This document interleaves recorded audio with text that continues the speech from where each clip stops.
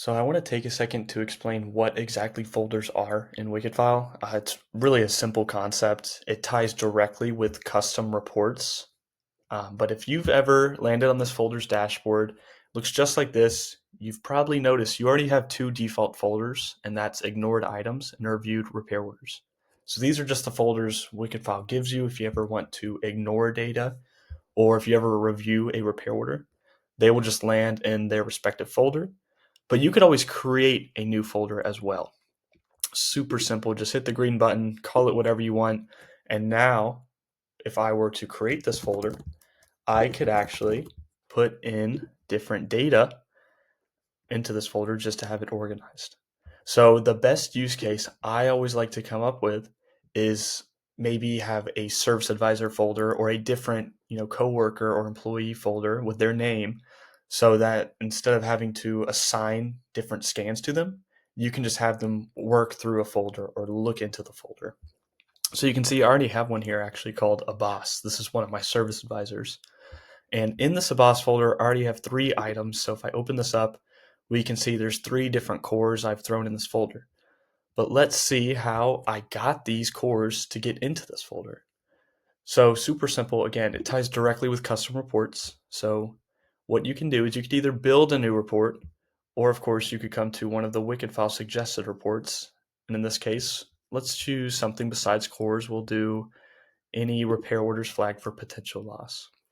So any report you run, you've probably noticed these checkboxes on the left on these tables of data where you can select different data in your report and then add this data, of course, into a folder where from here, again, you could either create a new folder from this screen or choose one of the folders you already have.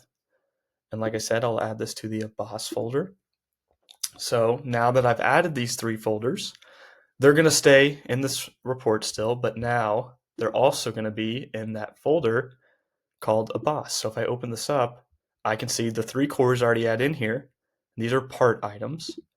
And then since I added 3 repair orders, here they are as well, where I could instantly just open up the repair orders individually. Or of course, I have the ability to remove these from the folder at any point. Now, one more thing I would like to mention is I would like to touch on, again, the 2 default folders, ignored items and reviewed repair orders.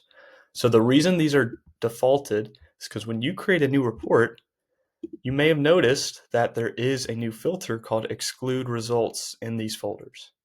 And by default, those 2 folders, ignored items and reviewed repair orders, their data is always going to be excluded from these reports.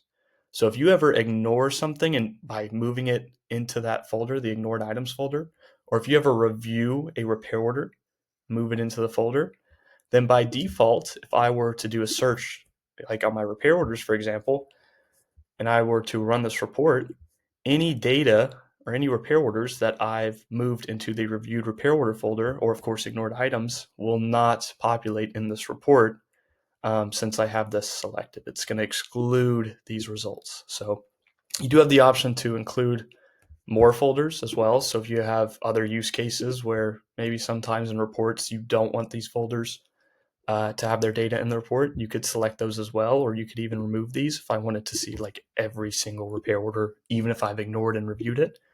You have that option as well.